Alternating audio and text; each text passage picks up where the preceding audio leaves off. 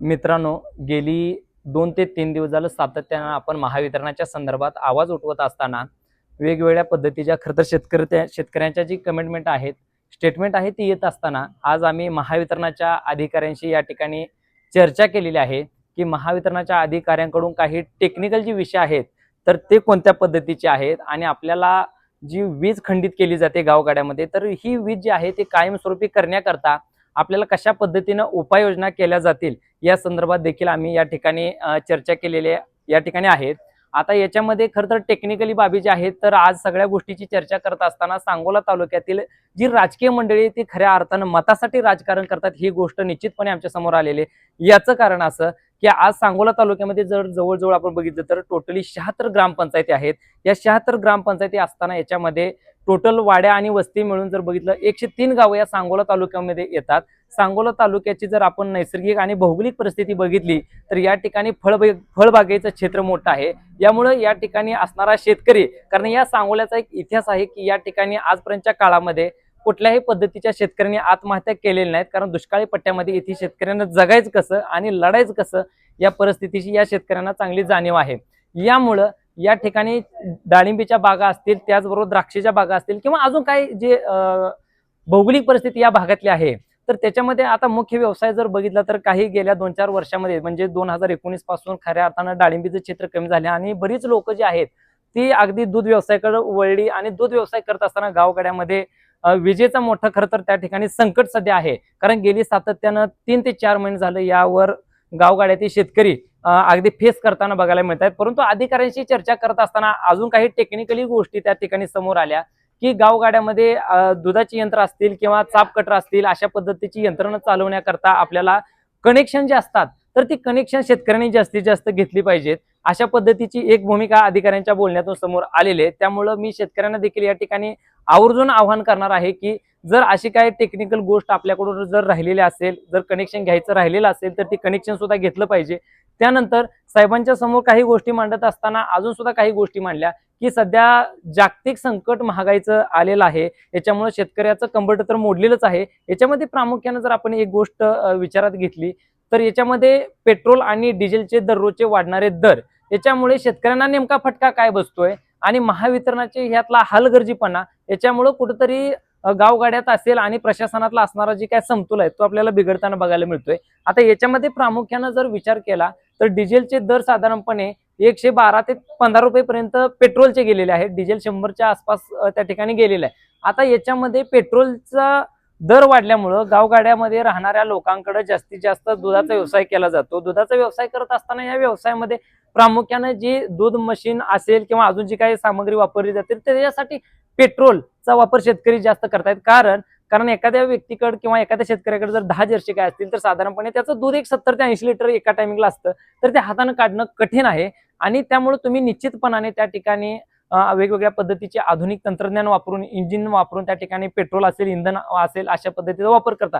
यामुळे दिवसाला किमान तुम्ही 1 लिटर ते 2 लिटर पेट्रोल त्या ठिकाणी जाळत असता. त्यामुळे कुठेतरी याचा फटका या शेतकऱ्यांना देखील बसतोय आणि इंधनवाढीचं खरं तर संकट संपूर्ण जगावरती असताना सध्या आपण जास्त इंधनाचा वापर या सांगोल्यात तरी करतोय, कारण एकंदरीत त्या फिरल्याच्या नंतर आलेला आहे. त्यामुळे महावितरणाला सुद्धा आम्ही या ठिकाणी विनंती केलेली आहे की लवकरात लवकर तुम्ही जो सकाळ आणि संध्याकाळी वीज आम्हाला जी पाहिजे तर ती कशा पद्धतीने देता येईल आणि कशा पद्धतीने क्रायटेरियामध्ये घालता येईल तर ती तात्काळ घालून त्याच्यामध्ये जी लाईटीची सुव्यवस्था आहे ती व्यवस्थित करावी. एक मुद्दा याच्यामध्ये आता 3Pच्या जी लाईट आहे तर 3Pची लाईट असताना याच्यामध्ये पूर्ण वेळ ही लाईट राहत नाहीये, कारण 15 मिनिटं गेले किंवा अर्धा तास गेला की लाईट खंडित केली जाते.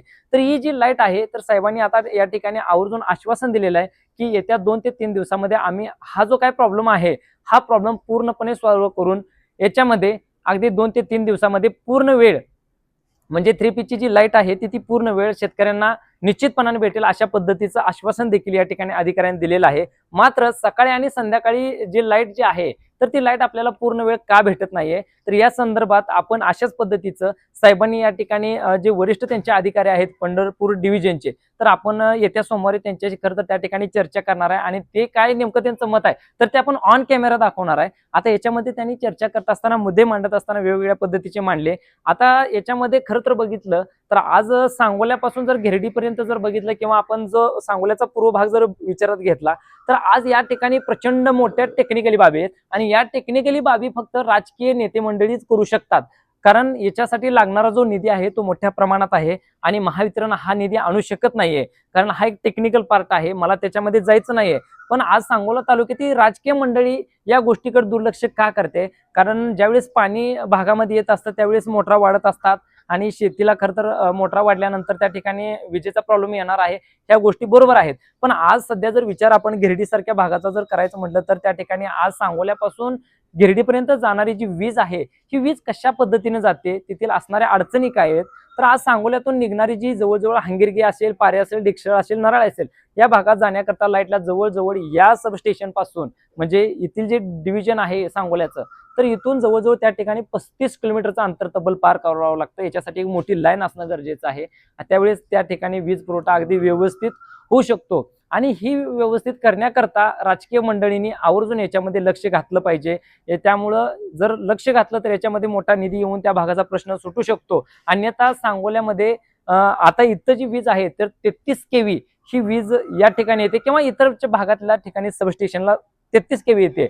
मात्र गिरडी असेल, जवळा असेल, या भागामध्ये त्या सबस्टेशनला जर आपण बघितलं तर 25 ते 26 केव्ही फक्त लाईट येते. मग ही वरची जी लाईट आहे तर ही टेक्निकली बाब आहे आणि या टेक्निकल बाबीवरती सुद्धा काम महावितरणचं चालू आहे असं त्यांच्या बोलण्यात येते. आता चालू आहे नाही चालू आहे आपल्याला माहित नाही, पण त्यांनी 3 पीस जी लाईट आहे ती पूर्ण वेळ देण्याकरता आश्वस्त या ठिकाणी केलं आणि 2 ते 3 दिवसामध्ये हा प्रश्न देखील या ठिकाणी पूर्णपणे मार्गी लावतील. आणि राहिलेला जो सकाळ आणि संध्याकाळचा विषय जो आहे तर या संदर्भात आपण अगदी सोमवारीच तर आपण पंढरपूर डिव्हिजनचे जे अधिकारी असणार आहेत त्यांच्याशी आपण चर्चा करणार आहे आणि अगदी ऑन कॅमेरा त्या सगळ्या गोष्टी दाखवणार आहे.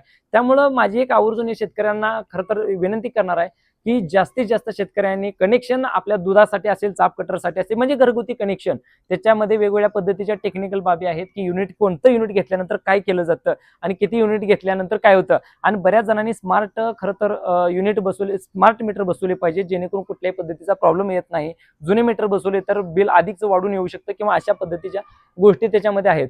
तर माझी ही सुद्धा शेतकऱ्यांना आवर्जून विनंती आहे, जर याच्यामध्ये जर काही महावितरणने आता पूर्ण वेळ देण्याचं आश्वासन केलं, त्याच्यामध्ये जर त्यांनी काही सुधारणा नाही केल्या, बदल नाही केला, तर आम्ही स्वतः सर्व शेतकरी एकत्रित करून आपण धडक मोर्चा, अगदी आमरण उपोषण अशा पद्धतीची आपण टोकाची भूमिका या ठिकाणी घेऊया, काय हरकत नाही. परंतु शेतकऱ्यांनी ज्या काही टेक्निकल बाबी त्या 2 ते 3 दिवसामध्ये अगदी पूर्णपणे हेरारीनं भाग घेऊन त्या पूर्ण कराव्या अशा पद्धतीची विनंती करून मी या ठिकाणी थांबतोय. धन्यवाद.